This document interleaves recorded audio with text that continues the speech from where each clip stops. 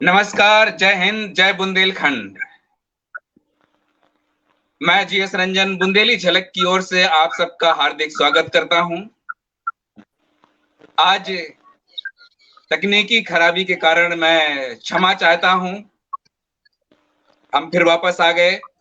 आज एक खास बात यह है कि आज 14 सितंबर यानी कि हिंदी दिवस, और हिंदी दिवस के जी जी। मौके पर हमारे साथ इस समय दो विद्वान श्री AR निरंजन जी और डॉक्टर रामशंकर भारती जी हिंदी पर चर्चा करने के लिए हैं। तो मैं आप दोनों का स्वागत करता हूं, अभिनंदन करता हूं, प्रणाम करता हूं। बुंदेलखंड में हिंदी कल और आज, हिंदी और बुंदेल की विकास की क्या संभावनाएं हैं, हम चर्चा करेंगे। निज भाषा उन्नत है, सब उन्नत को मूल, बिन निज भाषा ज्ञान को मिटत न ही कौसूल। और एक चुटीला व्यंग करते हुए काका हाथरसी ने कहा है कि बटुक दत्त से कह रहे लटुक दत्त आचार्य, सुना रूस में हो गई है हिंदी अनिवार्य। है हिंदी अनिवार्य, राजभाषा के चच्चा, बनने वाले हैं क्यों मुंह पे पड़ा तमाचा। कह काका जो ऐस कर रहे राजधानी में, नहीं डूब सकते क्यों चुल्लू भर पानी में। पुत्र छदामी से बोले श्री मनहूस, हिंदी पढ़नी होए तो आओ बेटा रूस। आओ बेटा रूस, भली आई आजादी, इंग्लिश रानी हुई हिंद में, हिंदी बांदी। कह काका कविराय ध्येय को भेजो लानत, अवसरवादी बनो स्वार्थ की करो वकालत। सचमुच पूरी दुनिया में इस समय जहां तक देखा जाए कि सर्वविदित है, सर्वविदित है कि हमारी जी थोड़ा सा तकनीकी समस्या है, कोई बात नहीं। जैसा कि सर्वविदित है कि हिंदी हमारे देश की राष्ट्रभाषा है। राष्ट्रपिता महात्मा गांधी ने सन 1918 में एक हिंदी कवि सम्मेलन के दौरान हिंदी को जनमानस की भाषा बताते हुए राष्ट्रभाषा के रूप में स्वीकार करने का प्रस्ताव रखा था।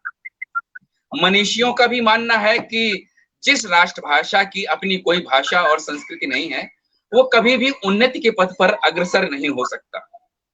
और फिर हिंदी तो भारतीय संस्कृति की आत्मा है। बिना आत्मा के शरीर का कोई मूल नहीं। 14 सितंबर 1949 को निर्णय लिया गया कि आंकिक प्रणाली को छोड़कर सभी राजकाज हिंदी भाषा में ही किए जाएंगे। किंतु संविधान में राष्ट्रभाषा का पद मिलने के बाद भी हिंदी का उत्तरोत्तर क्षय होता रहा और आज भी बदस्तूर जारी है। हम आज स्वतंत्र देश के स्वतंत्र भारतीय नागरिक हैं। हमारी राष्ट्रभाषा हिंदी है। इस भाषा को बोलने वाले विश्व में सबसे अधिक लोग हैं।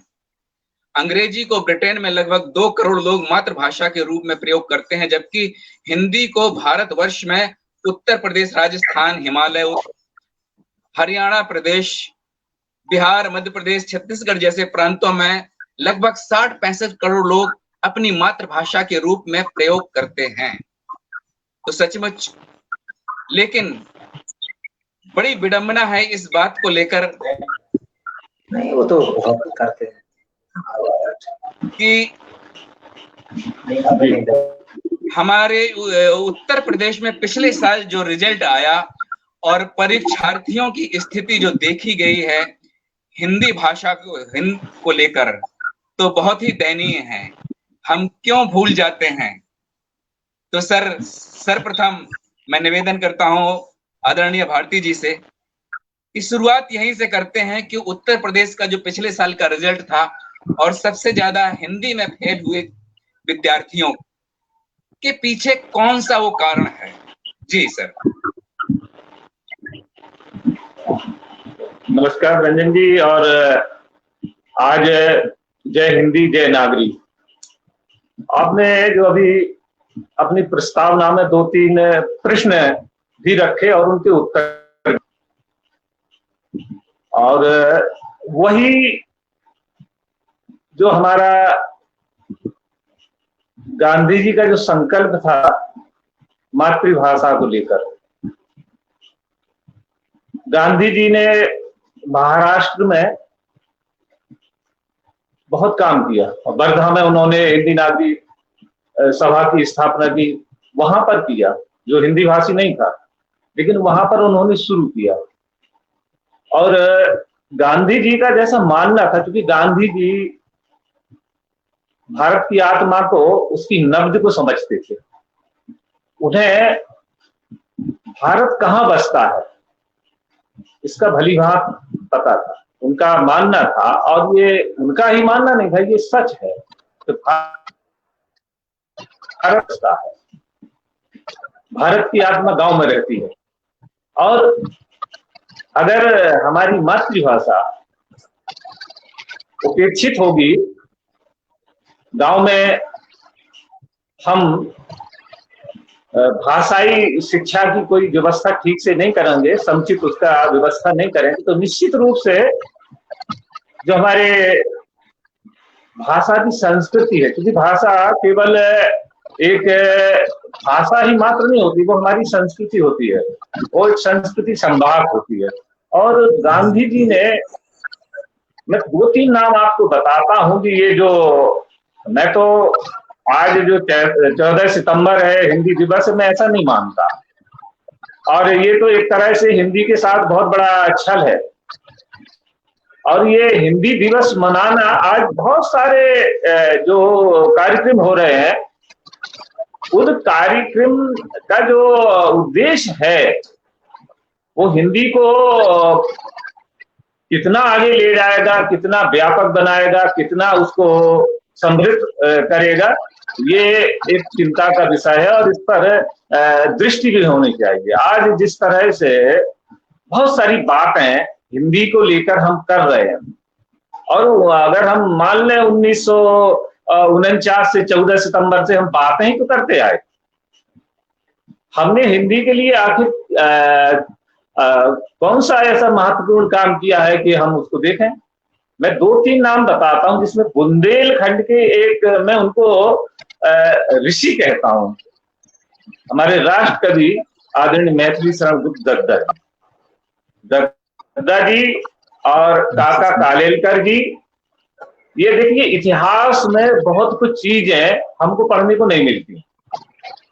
काका कालेलकर, मैथिली शरण गुप्त दद्दा और राजेंद्र सिंह सिम्हा, ये 3-4 लोग हिंदी की जबरदस्त पैरवी के उस समय के पहलुए काल में।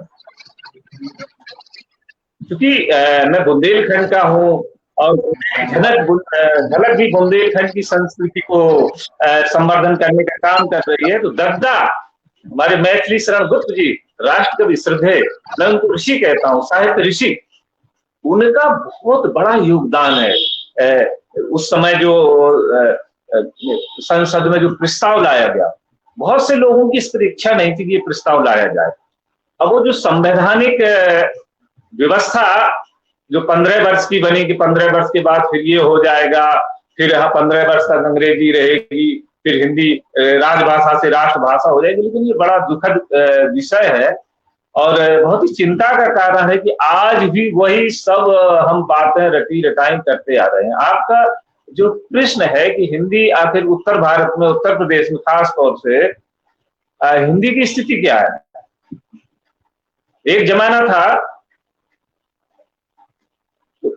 मैं केवल बुंदेलखंड के हिंदी के कुछ नाम बता दूं आपको, जिनसे बुंदेलखंड जाना जाता था। अभी मैंने एक नाम लिया, साहित्य ऋषि श्रद्धेय राष्ट्र कवि मैथिली शरण गुप्त दद्दा। वो पूरे बुंदेलखंड की पहचान के कारण बुंदेलखंड के एक प्रतिनिधि थे और हिंदी के बहुत बड़े महारथी। दूसरा नाम बताता हूं कि बुंदेलखंड ने हिंदी को आखिर दिया क्या है। वो गौरव थे हमारे वृंदावन लाल वर्मा जी। ये दो नाम मैंने लिए, अभी तो प्राचीन बहुत है, लेकिन मैं आपको अभी ये तो बिल्कुल टच की बातें हैं। और आप चलिए आइए, अगर आप उत्तर आधुनिक काल में आ जाएं, जिन्होंने हिंदी के लिए बहुत बड़ा काम किया, अंबिका प्रसाद दिव्य जी, केदारनाथ अग्रवाल जी, और ऐसी बहुत लंबी। और चूंकि हमारे आदरणीय अशोक वाजपेयी सागर से थे, अब वो मुंबई चले गए, या बहुत सारे लोग जैसे मैत्रेयी पुष्पा जी हैं, बुंदेलखंड में पढ़ी बड़ी, झांसी विश्वविद्यालय में पढ़ी, शोध किया, और दिल्ली में रह रही हैं, लेकिन बुंदेलखंड। लेकिन हम जिन्होंने बुंदेलखंड की संस्कृति को हिंदी के माध्यम से ले गए पूरे विश्व में, पूरे भारत में, भारत भारती बनाया उन्होंने,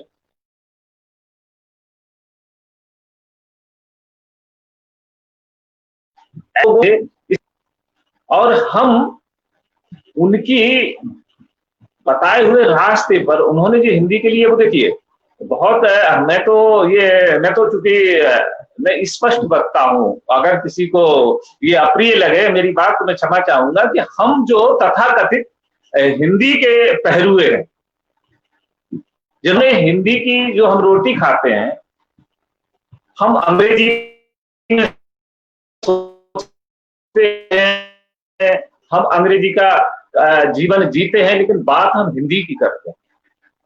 जो हमारे दोहरे मापदंड है हिंदी को लेकर के, हमारी राजनीतिक इच्छा शक्ति भी उतनी प्रभावी नहीं है, जिसके कारण हम हिंदी को, ऐसा देखिए कितना बड़ा दुर्भाग्य है कि एक देश का ध्वज होता है, एक देश का राष्ट्रगीत होता है, एक उसका राष्ट्रीय पशु होता है, चिन्ह होता है, एक राष्ट्रीय भाषा होती है। अगर हम कहें कि संवैधानिक रूप से भारत की राष्ट्रभाषा कौन सी है, तो हम संवैधानिक रूप से हिंदी नहीं कह सकते, क्योंकि वो अभी राष्ट्रभाषा, हमने उसको संवैधानिक रूप से उसे दर्जा दिया कहां है, कब से चली आ रही है बात। तो ये जो चीजें हैं, हिंदी के साथ जो कुठाराघात हम लोग करते आए हैं, ये बहुत बड़ी हमारी विडंबना है। और निश्चित रूप से इसमें हमारे जो राजनीतिक, हमारे क्षेत्र के लोग, जो विधानमंडल, विधानसभा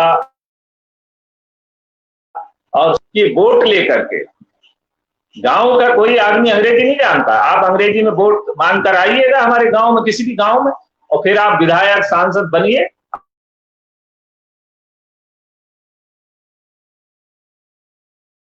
आप तो हिंदी में चिरौरी करते हैं, हिंदी में सब कुछ निवेदन करते हैं, लेकिन हिंदी भाषी का मत लेकर जब वो प्रतिनिधि बन जाते, जनप्रतिनिधि बन जाते, वो किसी भी पद पर पहुंच जाते हैं, तो उनका व्यवहार बदल जाता है। वो गांव की मातृभाषा को भूल जाते हैं, गांव की हिंदी को भूल जाते हैं, हिंदी के प्रति फिर उनका व्यामोह समाप्त हो जाता है। ये जो हमारा उस काल के, जो मैंने अभी 2-3 नाम कहे, मैं बुंदेलखंड के ही महापुरुषों पर केंद्रित हूँ, आदरणीय मैथिली शरण गुप्त दद्दा। आप जिन लोगों ने उनको व्यक्तिगत देखा होगा, हम लोगों ने नहीं देखा उनको उनके कपड़े पहनते हुए, उनको चलते हुए, उनका खान पान, उनका रहन सहन, तो वो हिंदी खान पान था उनका देसी पहनावा था। उनके जीवन में हिंदी बिल्कुल आत्मसात थी, हिंदी भरी हुई थी, अर्थात देसी संस्कार थे उनके, जाति संस्कार जिसको हम कहते हैं, वो संस्कृति को जीते थे। जब हमारे देश का, वो भी राज्यसभा पहुंचे, जब हमारे देश का प्रतिनिधित्व करने वाला व्यक्ति संसद जैसे प्रसिद्ध पटल पर हिंदी नहीं बोलेगा, अब अटल जी को हम ले लें या वर्तमान प्रधानमंत्री जी को ले, वो अपवाद हो सकते हैं। बहुत सारे अभी जो बातें राजनीतिक क्षेत्र के जो लोग हैं, हिंदी के प्रति गंभीर नहीं, और हिंदी के प्रति कोई ऐसा उनका प्रकल्प नहीं है कि वो हिंदी को लेकर आगे बढ़े।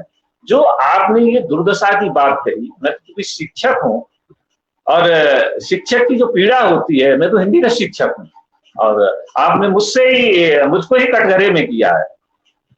आपने जो प्रश्न किया है, मुझको आपने कटघरे में खड़ा किया है कि आपने आखिर मैंने पढ़ाया क्या कि मेरा पढ़ाया हुआ एक भी विद्यार्थी उत्तीर्ण नहीं। 9 लाख विद्यार्थी परिषदी जो हाई स्कूल बोर्ड्स के एग्जाम्स है, परीक्षाएं हैं, उनमें उत्तीर्ण होते हैं, पिछले साल की जो है, और हिंदी के प्रति उपेक्षा उनमें कैसे आ गई? उसका मूल कारण है, मैं जो समझ पाया हूं, कि आखिर विद्यार्थी का हिंदी के प्रति मोह कैसे भंग हो गया। मैं आपको बताता हूं, आप किसी भी 2-3 हजार के गांव की आबादी, जहां 2-3 हजार के आबादी वाले गांव चले जाइए, वहां आपको इंग्लिश मीडियम का पब्लिक स्कूल मिल जाएगा। मेरे विद्यालय में हिंदी माध्यम का विद्यालय, विद्या भारती का बड़ा प्रतिष्ठित विद्यालय, प्रवेश इसलिए होने बंद हो गए लोगों ने कि वो हिंदी माध्यम का विद्यालय है, अब इसलिए वहां नहीं पढ़ाना, हमें अंग्रेजी माध्यम के विद्यालय में पढ़ाना है। और वो लोग भी जो जिनके माँ बाप बिल्कुल साक्षर भी नहीं है, निरक्षर है, वो भी ये कहने लगे कि नहीं, मैं तो आपके यहाँ इसलिए, आपके यहाँ से नाम इसलिए कटवा रहा हूँ कि आपके यहाँ हिंदी पढ़ाई जाती है, हमें अंग्रेजी मीडियम में पढ़ना है। उनके मस्तिष्क में जो काम करने वाली हमारी मैरी है, दूध देने वाला दूधिया है, जो अखबार नहीं पढ़ सकता, जो बिल्कुल निरक्षर है, उनके दिमाग में ये बात कहाँ से पैदा हो? वो हमने, हमारे जो तंत्र ने, हमारी व्यवस्था ने, हमारे राजनीतिक लोगों ने, हमारे समाज में एक वातावरण बनाया गया कि अंग्रेजी माने नौकरी, अंग्रेजी बोलेंगे तो नौकरी मिलेगी, अगर आपको नौकरी चाहिए तो अंग्रेजी करो। और मेरा व्यक्तिगत मानना, भाषा कोई बुरी नहीं होती, अंग्रेजी पढ़ना खराब नहीं है, अंग्रेजी पढ़ना खराब नहीं है, लेकिन उसकी उपेक्षा पाठ्यक्रम में शुरू हो गई। अंग्रेजी की कोचिंग, मैंने 7-8 साल पहले, मैं आपको जानकारी, मैंने एक ऐड दिया सबको कि जिसको भी हिंदी सीखनी हो उच्च स्तर की शोध कार्य की, मैं निःशुल्क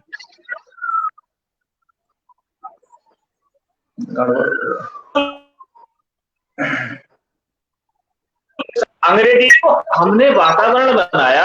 हमारी समाज में जो बातें, विदेशी कंपनी आई, अंग्रेजी फर्राटेदार बोलेंगे तो वो नौकरी मिलेगी, तो अंग्रेजी नहीं आती, तो अंग्रेजी नहीं बोल पाते। और मैं आपको एक ये क्यों हमारे विद्यार्थी फेल हो रहे, मैं एक जगह साक्षात्कार देने गया, तो किसी संस्थान में उनके यहाँ हिंदी अध्यापक का, हिंदी प्रवक्ता का चयन था, तो मुझे बुला लिया कि आप आ जाएंगे। मैंने कहा ठीक है। और ये प्रासंगिक विषय है इसलिए बता, तो वहां पर जो हिंदी के शिक्षक बनने के लिए जो व्यक्ति आए, उसमें अनेक महिलाएं थी, पुरुष थे, 10-12 लोग थे, और 2 लोगों को चयन करना था, और 12 या 13 लोग थे। तो मुझसे कहा कि आप क्या पूछते थे? हमने कहा वो मैं पूछूंगा, आपको बता अपना विषय। तो मैंने उनकी जब वो प्रमाण पत्र देखे, तो कोई 80%, कोई नेट क्वालिफाई, कोई हो, मतलब उच्च शिक्षा प्राप्त कागज में। मुझे बड़ी खुशी हुई, बहुत अच्छे लोग हैं। तो मैंने कहा था कि मैं केवल उनसे कहता था कि 5 शब्द मैं बोलता हूँ, वो आप लिख दीजिए। तो जब मैं बोलता था आपको सामने, तो मैं आपको ये बताता हूं कि वो 5 शब्द, उनमें से केवल 1-2 अध्यापक ही लिख पाए जो नेट क्वालिफाई थे हिंदी के शब्द। उसका कारण ये है कि हमारी शिक्षा व्यवस्था ने हिंदी को इतना धीमा और लचर बना दिया कि आज विद्यार्थी हिंदी पढ़ना नहीं चाहता। हिंदी का जो कालांश होता है, हिंदी का, उसको ऐसा करो, हिंदी का जो कालांश है, पीरियड, जो घंटा हम लोग कॉलेज में कहा करते थे, हिंदी की वेला, उसको 30 मिनट की कर दो, और अंग्रेजी की 40 मिनट की कर दो। तो वहां हिंदी के साथ हमने विद्यालय में बड़ा पक्षपात किया, तो उससे हमारे विद्यालय की संख्या बढ़ेगी। हमने हिंदी को, विद्यालय भी इसके जो प्राइवेट स्कूल है, निजी संस्थान है, वो लोग भी बहुत दोषी, उन्होंने केवल अंग्रेजी पर बल दिया, हिंदी तो बिल्कुल ध्यान नहीं दिया। उसका कारण ये हुआ कि विद्यार्थी भी मजबूर हो गया कि हिंदी, अंग्रेजी पढ़ने के लिए। अंग्रेजी पढ़ना खराब नहीं है, लेकिन हिंदी को पढ़ना बिल्कुल खत्म कर दिया।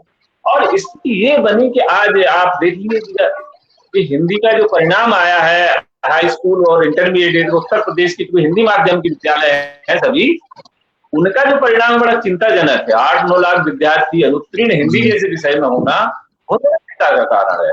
तो मैं जो समझता हूँ कि हिंदी की जो उपेक्षा की गई है और अंग्रेजी को महत्व दिया गया, हिंदी दीनहीन की भाषा है, हिंदी पढ़ के आप सरकारी मुलाजिम, सरकारी नौकर, सरकारी अफसर नहीं बन सकते, आपको नौकरी नहीं मिल सकती। अगर आपको इंजीनियर बनना है, डॉक्टर बनना है, तो आपको अंग्रेजी ही पढ़िए, हिंदी की कोई जरूरी नहीं। ऐसा जो माहौल बना उसके कारण ये गिरावट आई।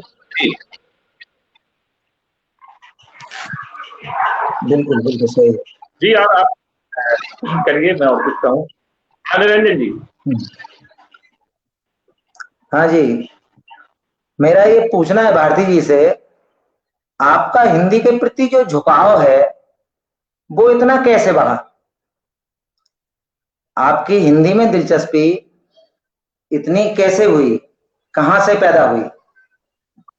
जी, देखिए, मैं आपको बताऊं, और जो हमारे हिंदी सेवक सुन रहे होंगे, जब भी सुने इस एपिसोड को, बुंदेली झलक के इस प्रयास को, उन्होंने बुंदेली और हिंदी का मिला जुला ये कार्यक्रम रखा है। और चूंकि हमारी सारी भाषाएं, हिंदी में बहुत सारी बुंदेली मिली है और बहुत सारी बुंदेली में हिंदी भी मिली है, क्योंकि ये सब भाषाएं एक हैं। इनको अगर हम बातचीत करके और अगर दीवार खड़ी करेंगे तो ना हिंदी हिंदी रहेगी, ना बुंदेली बुंदेली लेगी। जब तक ये सखी सहेली है, मुरली है, ठिठोली है, तब तक इनमें प्रागाढ़ता है। और अगर हमने ये दीवारें खींच दी कि नहीं ये शब्द हिंदी में नहीं, हिंदी से बुंदेली में नहीं जा सकता, अरे नहीं नहीं नहीं, ये बड़ा गड़बड़ हो जाएगा, हिंदी का मानकीकरण खराब हो जाएगा और बुंदेली का वो जो लोच है, लचक है, लावण्य है, लालित है, वो समाप्त हो जाएगा। बहुत आप देखिए, मैं तो 9वीं शताब्दी से कह रहा हूँ, वहां से जो चला आ रहा है वो आपको जानकारी के लिए जानते हैं। आप तो निरंजन जी, आपको हिंदी के बहुत अच्छे जानकार हैं। जो हमारा पहला बुंदेली का जो महाकाव्य है, बहुत सारे विद्वानों को इस पे आपत्ति, मैं समझ नहीं पाता हूँ कि बुंदेली का जो पहला महाकाव्य आप पढ़ लीजिए, लगभग 12वीं शताब्दी, 9 से शुरू हुआ, 12वीं शताब्दी का कार्यकाल में लगभग आया। और जो बुंदेली का पहला महाकाव्य आया, वो महाकाव्य आदरणीय जगन्नाथ जी ने लिखा, जो हमारे महाकवि जगन्नाथ, जो राष्ट्र परंपरा के वो सब की जाए, वो जगन्नाथ जी ने जो महाकाव्य लिखा, आलखंड जिसको कहते हैं भाषा में, बुंदेली का पहला महाकाव्य है। क्योंकि हिंदी, आपने मेरी जानकारी के लिए आपने मेरी रुचि के बारे में किया, तो एक जमाना था, किसी ने शीला झुनझुनवाला का आप लोगों ने नाम सुना होगा, और एक हिंदुस्तान पत्रिका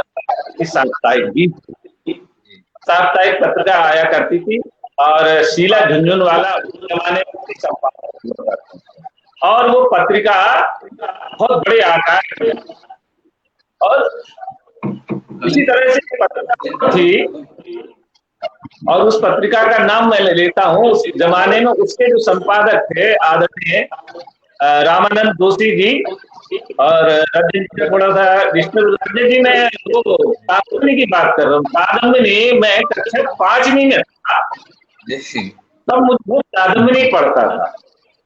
अब आप समझ लीजिए, कादम्बिनी जैसी उस जमाने की, और शीला झुनझुनवाला का साप्ताहिक हिंदुस्तान, और डॉक्टर धर्मवीर भारती का धर्मयुग, और भाई गिरजाशंकर त्रिवेदी का नवनीत, ये 4 पत्रिकाएं मेरे बड़े भाई, वो उरई में रहते थे, बड़े थे और हिंदी के अच्छे जानकार थे, उनकी बड़ी रुचियां थी। तो बड़ा ऐसा वो साहित्य लाते थे और घर में गाँव लाते थे, तो मैं उनको पढ़ता था, उनको डर के मारे चोरी छिपे पढ़ता था। तो जब उन्होंने देखा मैं पढ़ा था, इतनी सीखने की प्रेरणा मिली। ये मेरी हिंदी, तो ये जो पत्रिकाएं हैं कादम्बिनी उस जमाने की, अब तो दुर्भाग्य से मैं आपको कादम्बिनी जैसी पत्रिका बंद कर दी गई है, हिंदुस्तान टाइम्स समूह बिक गया है, शशि शेखर जी मांग गए हैं, बहुत सारे चले गए हैं, और राजेंद्र अवस्थी का कार्यकाल, उसके पहले जो संपादक थे रामानंद जोशी जी, तो जब राजेंद्र अवस्थी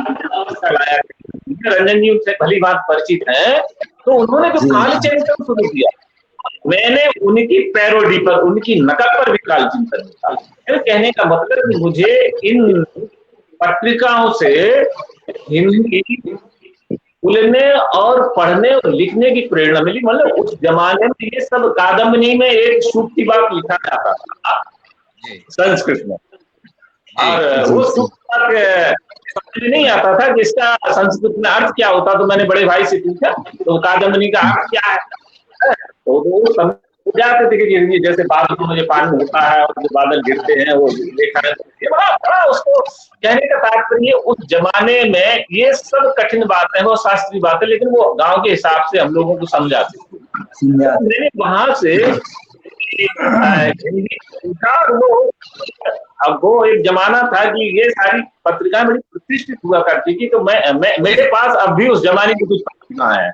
तो जैसे लोग सोने के सिक्के घर में तिजोरी में रखते हैं, लॉकर्स में रखते हैं, मैं वो पत्रिकाओं को बड़े संभाल के रखा हूँ। आज भी मेरे पास कुछ पत्रिकाएं मेरे पास है। तो इस तरह से मेरी ये हिंदी की ओर मेरा झुकाव हुआ। तो भारती जी, आपने जो है जी लेखन किया है, एक अच्छे साहित्यकार हैं आप, कवि भी हैं, तो आपने किन किन विधाओं में अपना लेखन किया है? चलिए देखिए, ये तो अच्छा बात आपने, अच्छा प्रश्न किया। देखिए हमारे हिंदी साहित्य में जी और अनेक विधाएं जी जी। और होता क्या है कि एक साहित्यकार, आज आप देखें पुराने जमाने के जितने साहित्यकार हैं आप देखेंगे, आप किसी भी साहित्यकार का जीवन परिचय पढ़ना, उन्होंने बहुत लिखा, अनेक विधाओं में उन्होंने लिखा, चाहे वो काव्य हो, चाहे वो गद्य हो, पद्य और गद्य हो। तो मैं मूलतः इन सबसे प्रभावित था। मैं आपको बता दूं कि इनकी जो शैली थी, आप सब लोगों ने इसका 7वां घोड़ा पढ़ा होगा, और डॉक्टर धर्मवीर भारती, उसकी आप कथा की शैली, संवाद की शैली देखिएगा, इतनी मौलिक शैली है। तो मुझे भी लगा कि मैं इसी शैली में लिखूं, तो मैंने उस शैली में कहानी लिखना शुरू की। डॉक्टर धर्मवीर भारती की शैली में कहानी, उनकी शैली का अनुकरण करते हुए वो कैसे शब्द विन्यास होता है। मैं एक बार और इस बात का जिक्र किया था कि उन्होंने अनेक ब्राह्म चिन्हों का बहुत परिपक्व तरीके से प्रयोग किया, जो आज किसी भी पत्र पत्रिकाओं में आपको देखने को नहीं मिलेंगे। उनको पता नहीं क्यों हमारे व्याकरणाचार्यों ने या हिंदी के विद्वानों ने या पत्रकारों ने क्यों छोड़ दिया। मैं वो ब्राह्म चिन्हों का बड़ा प्रयोग करते थे, बहुत उनके यहाँ ब्राह्म चिन्हों की बहुत प्रामाणिकता के साथ वो प्रयोग करते थे। तो मैंने अपने जीवन में भी ब्राह्म चिन्हों का बड़ी मजबूती से प्रयोग करना सीखा। अनेक, जैसे मैं गद्य में मूलतः में तो जितना भी ललित निबंध एक शैली, हमारे श्रद्धेय गुरुजी रहे पंडित विद्यानिवास मिश्र, वो इस देश के माने हुए, देश के क्या मैं कहता हूँ, पूरे विश्व में भारतीय मनीषा, भारतीय दर्शन और भारतीय साहित्य के बहुत बड़ा नाम है पंडित विद्यानिवास मिश्र का। मैंने उनकी जो ललित निबंध की शैली थी, वो मेरा जितना भी गद्य में लेखन है वो ललित है। मैंने अगर सीखा साक्षात्कार भी लिया है तो वो ललित शैली में ही लिया है। तो ये इस तरह से मैं गद्य में मैं जो आया हूँ, मैंने गद्य बहुत लिखा। लगभग हमारे, अगर हम उसको यूं कहें कि अगर अभी एक मेरे फागुन डायरी पर अभी एक निबंध संग्रह आया, तो उसमें बड़ी टिप्पणियां आई, तो उनकी तो चिंता करनी चाहिए, टिप्पणियां होनी भी चाहिए। कभी कभी क्या होता है कि आलोचक को जब तक लेखक की वो ठीक से आलोचना न करे, लेखक का ये, आलोचक का तो ये धर्म है कि उसको कटु सत्य भी कहना चाहिए। अगर कहीं उसमें लगता है कि ग्रंथ में, इनके लेखन में ये दोष है, तो उसको बताना बहुत आवश्यक होता है। तो मैं तो कविता और गद्य दोनों विधाओं में मैंने लिखा। ऐसा कोई वो नहीं रहा कि मैं गद्य ही लिखूंगा तो कविता नहीं लिखूंगा। समानांतर रूप से मेरा दोनों में काम चलता। जब क्योंकि अखबार में काम करना था, तो अखबार से जुड़ने का बड़ा सौभाग्य होता है। अखबार की रिपोर्टिंग करना और फिर खबर कैसी बनाना, है ना, और वहां खबर छपके आए। उस जमाने में तो मॉडर्न सी खबर थी, आज के 40-30 साल पहले उस जमाना दूसरा था, खबर कैसे बनती थी मुझे पता है। अब आज के जो खबर नवीस है उनका अलग तरीका, तो कंप्यूटर पे सब फीड हो जाता है, पेज बन गया, खबर चली गई। हम लोग तो कागज लिखते थे, हाथ से लिखते थे, वो लिफाफा जाता था अखबार के ऑफिस में, अगले दूसरे दिन वो खबर हम लोगों को मिलती थी। और वो जब खबर उसमें काट काट होती थी तो हमको बड़ा लगता था कि नहीं गलती हो गई, लेकिन जब हमारी लगभग अगर 10 खबरें एक महीने में भेजी तो शब्द सा जब प्रकाशित होती थी तो बड़ी खुशी। उसका कारण ये था कि इतनी नाप तोल के शब्दावली का मैं प्रयोग करता था। इसी बातों बातों में मैं आप जो मीडिया की बात आ गई तो रंजन जी भी आपका ध्यान चाहूंगा कि हमने हिंदी को हमारा कोशिशों में बहुत सारे शब्द ऐसे हमारे मीडिया ने, इलेक्ट्रॉनिक मीडिया ने ला दिए हैं कि बहुत दुख होता है। अब देखिए एक शब्द था, अगर आप 90 के दशक का कोई भी समाचार रेडियो लीजिए, आकाशवाणी का, दूरदर्शन का सुन लीजिए 2000 के पहले का, तो जब सर्दियों में कोहरा पड़ता था तो कहते थे हिमपात हुआ। उनका आकाशवाणी से ये शब्द हिंदी में बोला जाता था कि हिमपात हो गया। और जब कोई अपहरण हो जाता था तो उसको अपहरण कहते थे, उसको अगुआ नहीं कहते थे, अगुआ कर लिया गया। ताबड़तोड़ प्रश्नों की बौछार कर दी, अब ताबड़तोड़ और प्रश्नों की बौछार। अब जो शब्द ताबड़तोड़ का प्रश्नों से कोई तालमेल नहीं है, लेकिन ऐसे ऐसे शब्द आज आ गए हैं जो हिंदी के अर्थ को बहुत बहुत ज्यादा उसको गिरा दिया है। हिंदी के अर्थ के साथ, हिंदी के शब्दों के साथ अन्याय कर रहे हैं। बहुत सारे शब्द ऐसे आ गए हैं, अगर आप उनके विवेचन में आप अखबार उठाइएगा, है ना, और उसको आप उनके हेडलाइन पढ़ लीजिए, वो हेडलाइंस में कितने झोल हैं, ना कहीं कि आदमी कुछ का कुछ समझ ले। ऐसे ऐसे खबरें आ गए, ऐसे जो हमने बनाने लगे सस्पेंस उसमें पैदा कर दिया कि भाषा के साथ हमने जब काट काट शुरू कर दी तो जो मूल शब्द थे वो हमारे बिल्कुल अलग हो गए हैं। कि जो लोग हिंदी तो बिल्कुल, अब हिंदी क्या है, मैंने पहले ही निवेदन किया, सभी भाषाओं की जितने हमारे यहाँ जो पश्चिमी हिंदी में जितनी आई है, अब देखिए खुसरो साहब मुझे याद आ गए, कभी आप समय मिले तो पटियाली एक स्थान है, एटा जनपद में पड़ता है। जब खुसरो साहब के जो उस्ताद थे, यानी उनके गुरु सूफी संप्रदाय से थे अमीर खुसरो साहब, क्योंकि हिंदी के विकास में उनका बहुत बड़ा योगदान है अमीर खुसरो का। तो अमीर खुसरो साहब के जो उस्ताद थे, जब उन्होंने शरीर छोड़ा तो उन्होंने जो उस समय उनकी जो शैली थी, बुकरी थी, मसनवी थी, और वो लिखते थे खुसरो साहब बड़े, वो देखिएगा, गोरी सोए सेज पर, खुसरो, अमीर खुसरो को कोट करता हूं, गोरी सोए सेज पर बिखराए बहु केस, चल खुसरो घर आपने रैन हुई चमदेश, और छाप तिलक सब छीनोरी तो से न गए। ये अमीर खुसरो था। और उसकी वहां से जब हमारी हिंदी चली, है ना, तो खुसरो जैसे विद्वानों, जायसी जैसे विद्वानों, मतलब वहां कोई भेद नहीं था। उर्दू के अनेक शब्द आज भी हिंदी में आप अगर हिंदी शब्द को ले लें आप, अब हिंदी शब्द को भी लेते हैं, माने हिंद, हिंद माने भारत, और भारत की भाषा अर्थात हिंदी।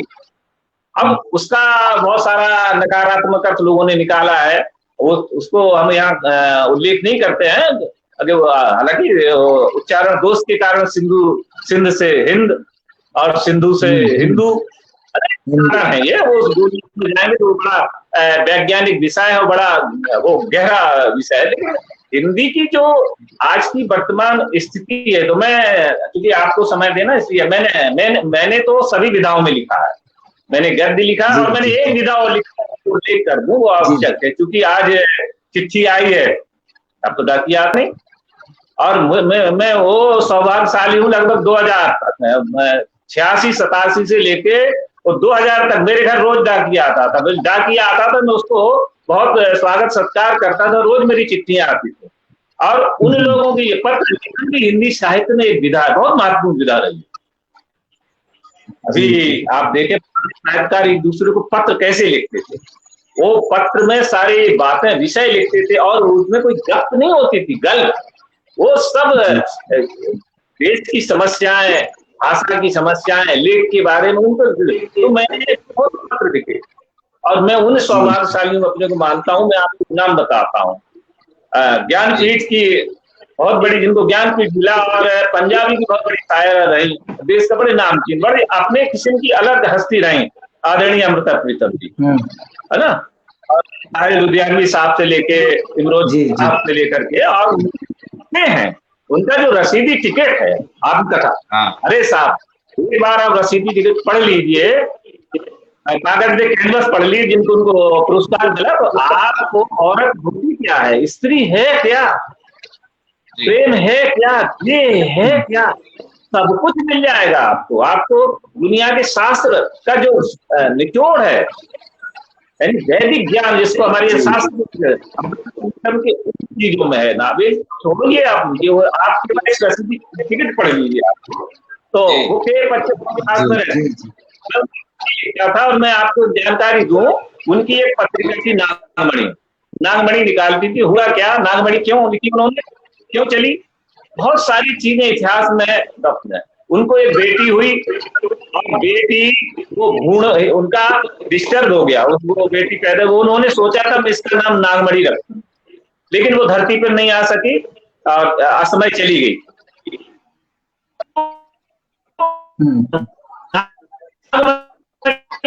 नाम से वो पत्रिका निकालती थी, की तरफ हिंदी में उसका उल्टा सकता था, उल्टा समझ रहे होंगे, ट्रांसलेट हिंदी में एक अनुवाद छपता था। मेरी ये कविता वो 86-87 में उसमें छापी उन्होंने। मुझे इतना प्यार करती थी, मैं उनको मां मानता था। वो बड़ी उम्रदराज थी, बहुत देश की नाम थी। मैंने एक बार उनको उनके पांव छू करके देखे, उनके पांव गुलाब जैसे सुंदर थे, बड़े खूबसूरत। मैं सच बता रहा हूँ, जैसे देख लो आप उनको। तो एक बार मैंने उनको मैंने उनसे पत्र लिखता था, उनके कई पत्र मेरे पास। ये जो पत्र क्यों लिखते थे, मुझे ये लगता था ये इनसे पत्र लिखूं। मैं उस समय सन 60 में 27-28 साल का नवयुवक था और बड़ा अपना था। तो इनका पत्र लेखन, और उस पत्र लेखन से, चाहे अमृतलाल नागर चौक में अमृतलाल नागर जी का वो उस जमाने में भी पुराना वाला अक्षर बनाते थे, ऐसा चूल्हा, इधर चूल्हा, फिर उसमें ऐसे मिला के चूल्हा, ये उससे करके हस्ताक्षर मेरे पास। उनका पोस्ट कार्ड अभी सुरक्षित रखे, पत्र रखे अमृतलाल नागर जी के। क्या साहब बिंदास आदमी थे। मानस का हंस उन्होंने दिया। मानस का हंस जो उन्होंने लिखा था तुलसीदास जी की जीवनी, बड़ी ऐतिहासिक है। कभी आपको अवसर मिले अवश्य पढ़िएगा, अगर ना पढ़ी हो तो। उन्होंने मुझको अपने हस्ताक्षर मेरा नाम लिख कर दी थी मानस का। ऐसे सारे विद्यानिवास मित्र, अरे विद्यानिवास मित्र लिखना, ये सब मैं इसलिए कह रहा हूं कि पत्र हमारे उस काल के जो साहित्यकार थे, अरे आपका पोस्ट कार्ड पहुंच गया, अगर उनको मिल गया तो वो पत्र का जवाब देते थे। भैया आज के साहित्यकार तो आप भेंट करने जाएं, उनसे मिलने का, साक्षात्कार का या मिलने का समय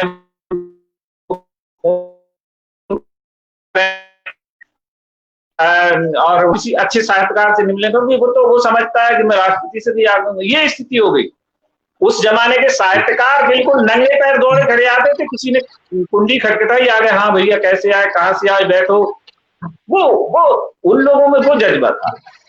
आज की कुछ अफवाह साहित्यकार हो सकते हैं, लेकिन आज अभी किसी समारोह में साहित्यकार आए तो आप देखिएगा, वो बड़ा उन्होंने दूरी बना रखी है, आम आदमी से दूर रहना, और ये भदेश ज्ञान के लोग हैं, इनके ये कुछ नहीं जानते, इससे दूर रहना। यानी अभिजात वर्ग का व्यक्ति जब हो जाएगा, आम आदमी से कटने का अर्थ ये है कि वो अपनी हिंदी से कट जाएगा, अपनी लोक संस्कृति से कट, अपने जीवन में लोग कट जाएगा। फिर उसका एक अपना जो अभिजात वर्ग का समाज है, वही उसका समाज होता है। वो आम आदमी के, रघु कुमार के चाक में जो धागा लगा हुआ है, जो चाक में मिट्टी में जो घुमाता है, रघु कुमार एक पाठ भी था कक्षा 2 प्राथमिक विद्यालय में, तो वो घुमाता था वो धागा, जिसको हम लोग डोरा कहते हैं। तो वो डोरा नहीं जान पाएगा वो, ना रघु कुमार के कभी घिल्ला में पानी जो होता था, घिल्ला का बड़ा मटमैला होता था, उसमें हाथ डाल के नहीं देख पाएगा वो तो हम जैसे ही लोग देखेंगे। वो चूंकि वो बड़ा साहित्यकार है, वो कैसे देख सकता है। ये जो दूरियां हो गई, मैंने विद्यानिवास मिश्र जी को, वो मैं जब गया आलोक विभाग में बनारस में, वो ऐसे चले आए और मैंने पैर छुए तो मुझको उठाया बैठा। कहने का मतलब ये है कि आज हम, अगर हमारा पाठक, मैं एक पाठक हूं आपका श्रोता हूं, आपसे बात करना चाहता हूं, तो आप मुझे समय नहीं दे रहे हैं, आप मेरी बात नहीं सुन रहे हैं। ये जो हमने दीवार खड़ी करी, ये भी एक बड़ी हिंदी के विकास में बाधा हुई। जी। तो भारती जी, आपका अध्यापन काल बहुत लंबा रहा। अध्ययन के समय तो सभी अपना समय देते हैं, अध्ययन के समय आप जुड़े रहे साहित्य से।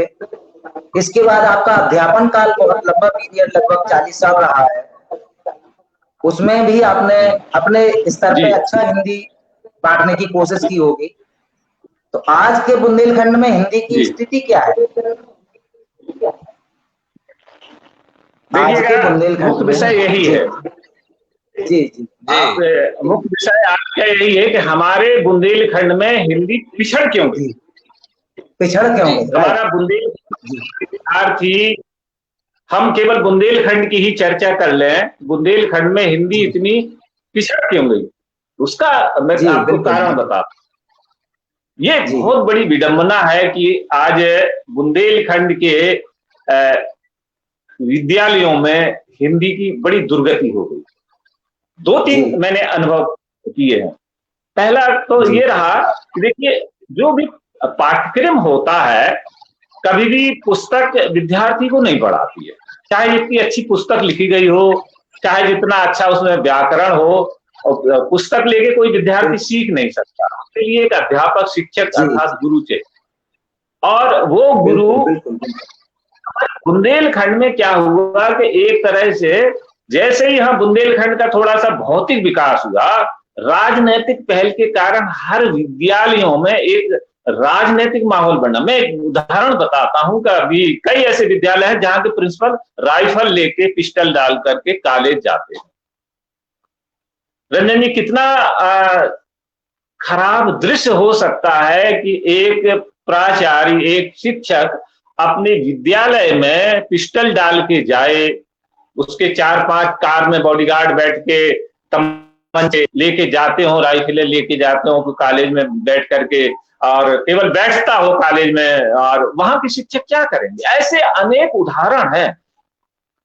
समितियों के विवाद, अध्यापकों के विवाद, ऐसे कि वहां पठन पाठन का माहौल राजनीतिकरण में, जिसको मुखियागिरी कह दे, जिसको नेतागिरी कह दे, वो सब संसद से निकलकर, विधानसभा से निकलकर ग्राम पंचायत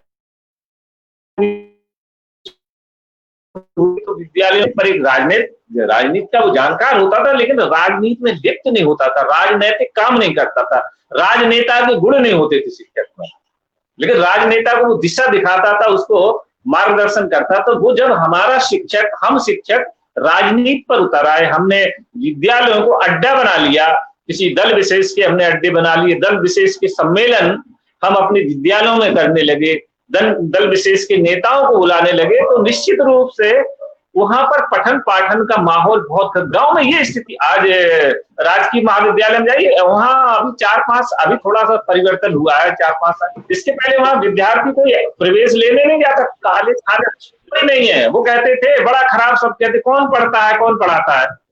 मेरे एक गुरुजी रहे जिनके सानिध्य में मैं शिक्षक रहा, वो प्रधानाचार्य थे, तो जब वो इंटर कॉलेज में प्रवक्ता बनने पहुंचे, तो रोज समय से क्लास में छुट्टी हो, तो विद्या भारती के शिक्षक थे, समय से क्लास में पहुंचे तो वहां देखें तो कोई लड़के आते ही नहीं, जो पढ़ने वाले लड़के नहीं, अब वो बैठे बैठे हिंदी के प्राध्यापक बैठे बैठे पूरे घंटी बजे निकल के चले। तो लोग जो दूसरे अध्यापक थे उनकी वो तमाम आलोचनाएं कर, ये तो हो गया है ना, विद्यालयों में गुटबाजी शुरू हो गई,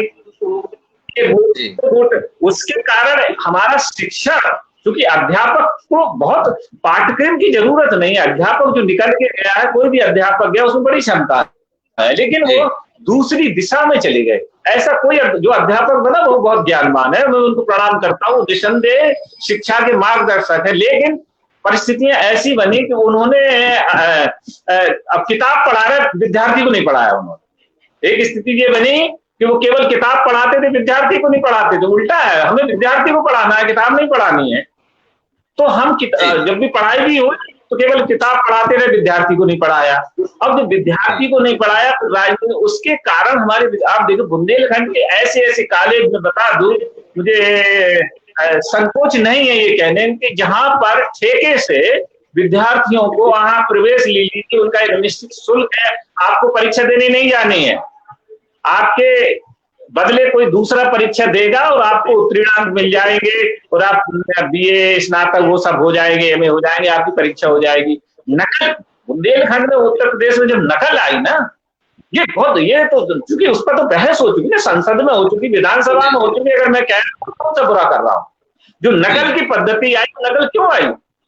नकल के कारण विद्यार्थी ने पढ़ना बंद कर दिया, अध्यापकों ने पढ़ाना बंद कर दिया, ठेके उठने शुरू हो गए, और जब ठेकेबाजी होने लगी, आज भी बहुत सारे कॉलेज हैं, मैं तो मैं सैकड़ों कॉलेजों को जानता हूं जहां पर आज भी, अब तो सीसीटीवी कैमरे लगे हैं, सब कुछ, इसके बावजूद भी धंधा चल रहा है। तो कौन पढ़ेगा? आपने वो उस लड़के को जो कक्षा 10वीं में भी 10,000 रुपए के पास होके आ गया, इंटर में भी पास होके आ गया, और बीए में भी वो 5,000 10,000 रुपए लेके देता है कॉलेज को और अपना एडमिशन ले लेता है, वो पास हो जाता है। वो बताइए, वो अध्यापक भी बन गया, बीएड कर लिया, एमएड कर लिया, तो 10 लाख देके अध्यापक बन के जब वो पढ़ाएगा तो क्या पढ़ाएगा भाई साहब? बिल्कुल, तो वो पढ़ाएगा राम का विलोम सीता, है ना? जी जी जी, राम का विलोम सीता पढ़ाएगा फिर, क्योंकि उसने पढ़ाई नहीं है। ये जो स्थिति हुई है बुंदेलखंड में, जो गिरावट आई है शिक्षा उसमें, जी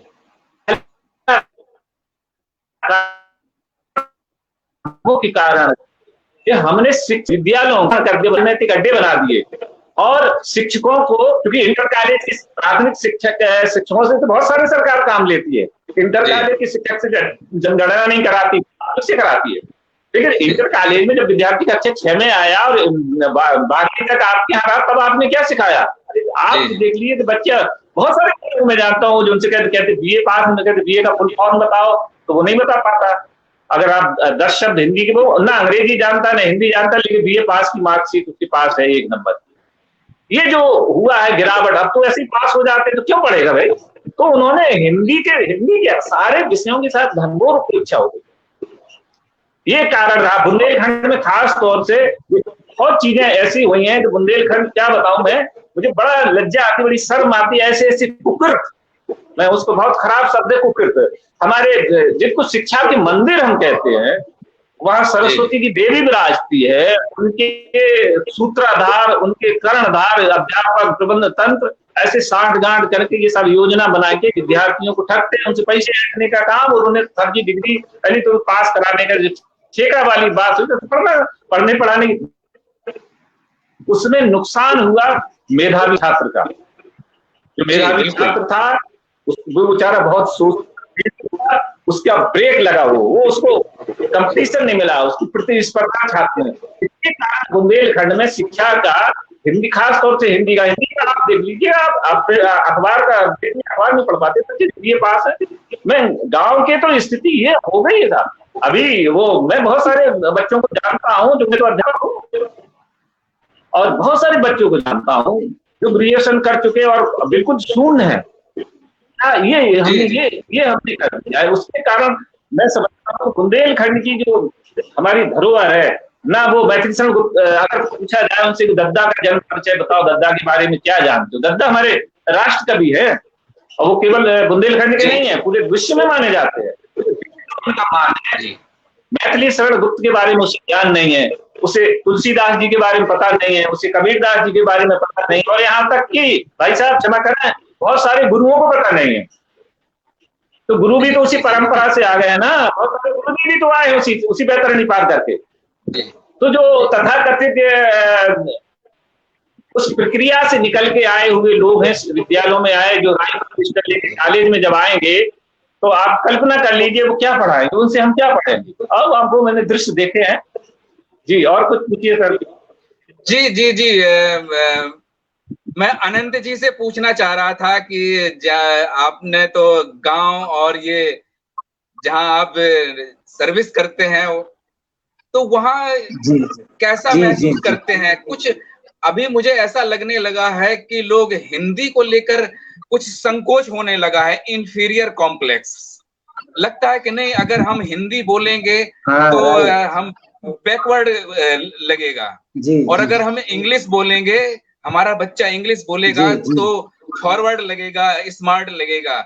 तो मैं अनंत जी आपसे, आपने जो क्या ऑब्जर्व किया होगा, आपके वहां तो हर तरह के लोग, मजदूर भी आपके यहाँ हैं बीएचईएल में और अफसर भी हैं, तो एक तुलनात्मकता, तुलनात्मकता में क्या है कि क्यों वो हेजिटेशन है, क्यों वो संकोच है हिंदी को लेकर? जी, ऐसा एक माहौल क्रिएट किया गया है। जिस सार्वजनिक क्षेत्र की कंपनी में हम काम करते हैं, वहां तो हिंदुस्तान के लगभग सभी राज्यों से लोग, अधिकारी कर्मचारी सभी हैं। केरला, राजस्थान, आपका जो है कर्नाटका, दिल्ली, राजस्थान, बहुत बहुत मतलब हिंदुस्तान भर के राज्यों से लोग हैं। लेकिन उनसे हमने, जहां तक हम बुंदेलखंडी हैं और हम लोगों ने उनका कल्चर एडॉप्ट किया, अपना उन्होंने कम किया। तो एक तरह की इंफीरियर कॉम्प्लेक्स जो आया है, उनको देख के हम उनकी संस्कृति को एडॉप्ट करने की तरफ बढ़ गए, अपने को भी मेंटेन नहीं रख पाए, जो कि अच्छा नहीं है। मैं भी बुंदेलखंड से बिलोंग करता हूं और भारती जी के पास के गांव का रहने वाला, ग्राम गोवर्धनपुरा, तहसील जालौन जिले का निवासी हूं। लगभग उसी काल में पढ़ाई हमने की है। बहुत अच्छी पढ़ाई होती थी विद्यालयों में, लेकिन जब से शिक्षा का व्यवसायीकरण हुआ है, ठेके उठने लगे, व्यवसाय बन गई, तो पढ़ाई की तरफ से रुझान हटा। और हम लोग भी जो बाहर के विभिन्न राज्यों के लोग के साथ हम जो काम करते उठते बैठते हैं, ये मन में भाव पैदा कर लिया कि हमें भी अपने बच्चों को इंग्लिश मीडियम की तरफ पढ़ाना चाहिए। उन्हें हिंदी के प्रति रुझान कम करने में हमारा भी सहयोग रहा। हम लोग भी ये चाहने लगे मेरा बेटा फर्राटे की इंग्लिश बोले, हिंदी नहीं जानता है, दुकान पे जाके 52 कह दो तो समझ में आता है, 52 रुपए मांग लेते हैं तो समझ में नहीं आता है। जी, भारती जी की जो वेदना है उससे मैं अक्षरशः सहमत हूं। मेरा भी अपना निजी अनुभव है। इतना साधारण सा मेरा नाम है, अनंत राम निरंजन। मैं बहुत करीब की बात कर रहा हूं अपने नाम को लेके, जिसमें कोई मात्रा नहीं है, कुछ कोई कठिनता नहीं है। अधिकांश निमंत्रण कार्ड आज तक ऐसे आते हैं जिसमें लोग अनंत राम लिख देते हैं, आधा ना पहले, पूरा ना बाद में। बड़ा अटपटा लगता है। हम हिंदी भाषी हैं, बुंदेलखंडी है, हिंदी क्षेत्र के उत्तर भारत के निवासी हैं। हम अगर हिंदी लिखना और पढ़ना ढंग से नहीं जानेंगे तो ये तो बड़ा दुर्भाग्य है हमारा। अपनी मातृभाषा के प्रति कैसी संकोच, कैसी शर्म, नहीं होना चाहिए। तो मैं तो बड़ा मुखर होके मतलब भारती जी का समर्थन करता हूं। ये जो शिक्षा पद्धति है वो भी काफी कुछ तब्दील हो चुकी है। हमारे पूर्वज पढ़ाए जाते थे किसी जमाने में, हमारे पूर्वजों का जो है बहुत अच्छे अच्छे महापुरुषों के बारे में बताया जाता था। आज वो धीरे धीरे करके हटा दिए जा रहे हैं। बच्चों को पता ही नहीं चल रहा है कौन थे दधीची, कौन थे महाराणा प्रताप, कौन थे शिवाजी। तो ये सारी चीजें उसमें कहीं ना कहीं हमारी सरकारें, हमारा समाज, हमारा अध्यापक वर्ग, विद्यालय, काफी सब कुछ मिलके ये चीज, ये स्थिति बनी है। अचानक नहीं बन गई है ये। तो ये सारी बातें हैं। दर्द मेरा भी है कि कम से कम हिंदी भाषी राज्य के होके, बुंदेलखंड के होके, अगर हमें किसी बुंदेलखंडी से बुंदेलखंडी में बात करने में अगर संकोच लगता है तो भाई बड़े शर्म की बात है। हम आप तो मिलकर अपनी बातें कर सकते हैं। जी, मुझे अभी तक नहीं पता था कि आप, हम लोगों ने तो वो पुस्तक पढ़ी है हमारे पूर्वज, तो क्या अभी जी वो बंद हो चुकी है सर? नहीं, वो पुस्तक है हमारे पूर्वज, और उसका नाम हो गया भारत की महान विभूतियां। अब उसका नामकरण हो गया भारत की महान विभूतियां, भाग 1। ठीक है, अगला कक्षा 6 से 8वीं तक है, 8वीं तक भाग 1, 2, 3 करके। और रंजन जी ने एक बात, सहमत हूं आपने जो कहा कि जहाँ उच्च शिक्षा के या दूसरे लोग हैं वहाँ कैसा अपने को हीन भावना, मैं ये इसका वो देता हूँ उदाहरण आपको। विश्वविद्यालय में, बुंदेलखंड विश्वविद्यालय में एक कार्यक्रम था, दीक्षांत समारोह, और मेरी बेटी को 2015 में वहां का जो कुलाधिपति पदक होता ना, जिसको राज्यपाल देते हैं, तो वो गया। तो CERT के retired director mister Jagmohan Rajput ji थे वहां पर, और उस समय जो राज्यपाल हुआ करते थे अपने, वो थे, और विश्वविद्यालय के कुलपति। तो मैं जो बता रहा हूं कि वहां कपड़े को लेकर के हमसे ये कहा गया प्रकारांतर से कि वो जो जिनके बेटे, वो ऐसे करीब 10-12 विश्वविद्यालय के बच्चे थे जो गोल्ड मेडल थे अलग अलग विषयों में, उनमें मेरी बेटी थी। तो ये कहा गया कि आप सूट पहन के आइए। अब तो मैंने कहा नहीं, हमसे, हमारी बेटी ने अगर आप वो पहन लो, सफारी पहन लो, ये कुर्ता पाजामा अच्छा नहीं लगता। हमने क्यों, अरे वो सर भी कह रहे थे, मतलब कहने का मतलब कि आप सूट पहन के आइए। तो मैंने कहा नहीं, मैं तो ऐसे ही जाऊंगा, हमसे बात करूंगा। तो वो मेरे बच्चे मुझे जानते हैं, तो ऐसे जाएंगे और ये बात कहेंगे भी, हम तो सूट नहीं पहने हैं सर, लेकिन बात सुन लीजिए, शायद सूट वाले से अच्छी बात भी कह सकता हूं मैं। तो ये जो हमारे अधिकारियों ने बना दिया है, ये जो सूट पहन के आया वो संभ्रांत है, और जो गांव का कुर्ता धोती पहन के आया, सामान्य वेश में आया, वो संभ्रांत नहीं है। मैं आपको एक बुंदेलखंड बड़े साहित्यकार है, तो वृद्ध हैं, और मऊरानीपुर में रहते हैं, है ना? तो सिद्धार्थ सरनेम है उनका। तो वो एक मुंशी प्रेमचंद जी की जयंती थी 31 जुलाई को, 4 वर्ष पहले उनको बुलाया गया। तो वो, और उन्होंने रसिया में बहुत अनुवाद किए, उनकी अनेक कहानी रसिया में छपी रूप में, और रसिया के अच्छे जानकार थे, और मुंशी प्रेमचंद को लेकर के बहुत काम था उनका। तो उनकी जयंती पर उनका सम्मान था, और मुझे कार्यक्रम का संचालन करना था। मैंने कहा था वल्लभ सिद्धार्थ, नाम पूरा याद आ गया, वल्लभ सिद्धार्थ है मऊरानीपुर के।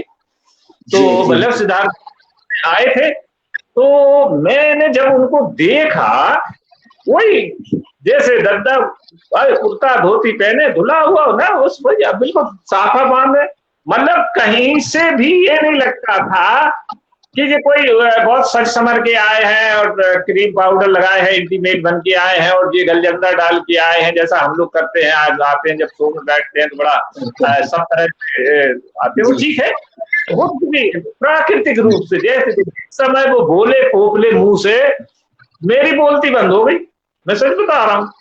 अब मैं तो बहुत बोलता हूँ, अखबार में लिखा संजन, तो मेरी बोलती बंद हो गई उनके सामने। उनके दांत नहीं थे, लेकिन जब समय बोले उन्होंने प्रेमचंद के लेके जो कहा, और मैंने जो कहा था, तो मुझे लगा कि अरे, तो ऐसे महान लोग रहे, हम उनको केस बेस से अगर हम आकेंगे, ये भी हमारे यहाँ बड़ा वो हो गया कि अरे वही गांव का कलाकार है, ये तो रमतूला बजाने वाला है, ये तो मेले को चले, ये क्या बजाएगा, जो उसे अवसर दीजिए।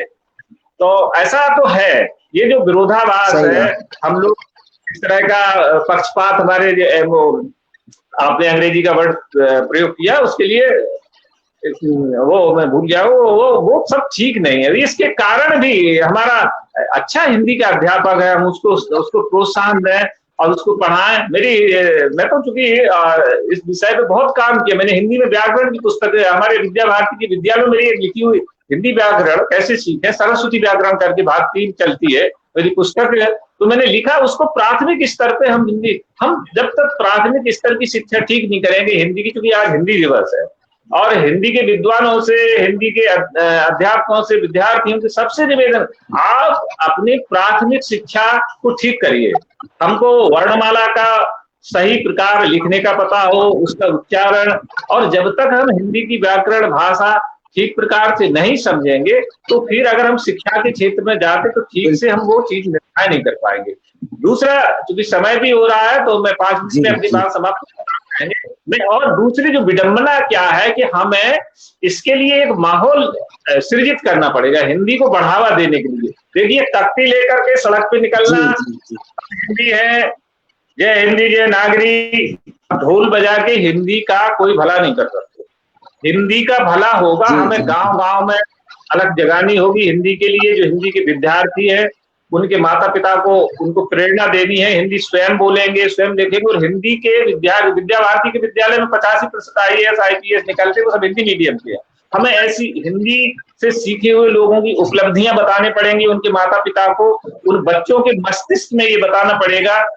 और थोड़ा सा हिंदी में जो हमारी मानक शब्दावली है उसका सरलीकरण कर, क्योंकि बहुत सारी कठिनताएं हैं, जो जटिलताएं हैं और कठिनताएं हैं उनका भी सरलीकरण हमें करना पड़ता है। तो क्योंकि अगर हमें राष्ट्रभाषा बनाना है तो उसके लिए बहुत सारी चीजें हमें करनी पड़ेगी, चाहे वो न्यायालय की भाषा हो, किसी की भाषा हो, करना पड़ेगा। हमें दूसरी भाषाओं से शब्द लेने में, हिंदी में बहुत सारे शब्द दूसरी भाषाओं के, तो सरलतम हिंदी हम प्रयोग करें। जो हमारे विद्यालय हैं, हमारे जो समाज के अगुआ लोग हैं, प्रमुख लोग हैं, राजनेता हैं, शिक्षक हैं, संत हैं, महात्मा हैं, कलाकार हैं, और देखिए फिल्म जगत ने तो हिंदी को बहुत कुछ दिया। आज पूरे देश में जो हिंदी गई है उसमें फिल्म जगत का बहुत बड़ा योगदान है। फिल्मी दुनिया का, भले ही उन्होंने उर्दू मिश्रित हिंदी बोली, लेकिन बहुत बड़ा योगदान। ज्योति कलश के, नरेंद्र मोदी जैसे गीतकार, राजेंद्र कृष्ण जैसे गीतकार,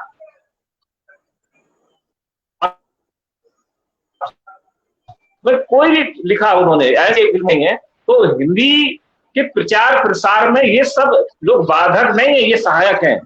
मीडिया भी हमारा सहायक है। आज देखिए हिंदी के कितने चैनल हैं, पूरे हजारों चैनल आ गए हैं। आप सब लोग हिंदी में काम कर रहे हैं, बुंदेली के लिए काम कर रहे हैं। तो हिंदी को सरलीकरण करके और ईमानदारी से जिनके पास उसका हिंदी, जिनके पास वो चीज है वो कर सकते हैं, जिनके पास वो पावर है, जो कानून बना सकते हैं। देखिए कानून से कोई चीज ठीक नहीं होती है। मेरा मानना है कि वो कानून तो हो, लेकिन उसका व्यवहारिकता में आए, उतर के आए, जमीन से उतरे, वो व्यवहारिक कानून हो।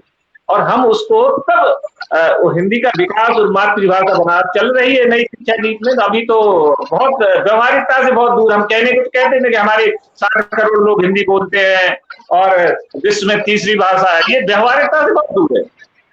जो हिंदी के विशुद्ध संस्थान हैं, जिनको हिंदी के लिए जो प्रसिद्ध हैं और कुख्यात हैं, विख्यात दोनों, उनकी हिंदी आप देख लीजिए, उनके आप हिंदी का परीक्षा पर पता करिएगा, आपको आश्चर्य, मतलब आपको सर ठोकना पड़ेगा। ये तो हिंदी, विशुद्ध हिंदी के विद्यालय, जब अगर वहां 70-75% के बाद कोई हिंदी का विद्यार्थी आगे नहीं जा रहा तो फिर आप विशुद्ध कैसे हो सकते हैं? आप तो हिंदी पढ़ाने वाले लोग, अगर हिंदी का ही प्रमुख संस्थान में ऐसे विद्यार्थी हैं तो चिंता करो। वहां तो 95-98 के ऊपर जाना चाहिए। आप देखें। और अंग्रेजी में जी, हाँ रंजन जी, समय भी हो रहा है। रंजन जी आवाज नहीं आ रही आपकी। जी, समय भी हो चुका है और हम यही चाहते हैं कि एक जो कॉम्प्लेक्स है उस कॉम्प्लेक्स को हटाना बहुत जरूरी है जी, कि नहीं जो सूट बूट में है वो ज्यादा बेहतर है, वो स्मार्ट है, वो मॉडर्न है, वो पढ़ा लिखा है।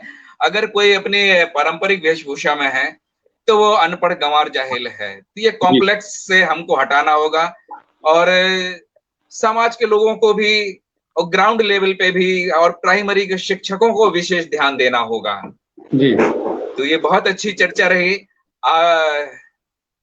निरंजन जी का शायद, हाँ, ये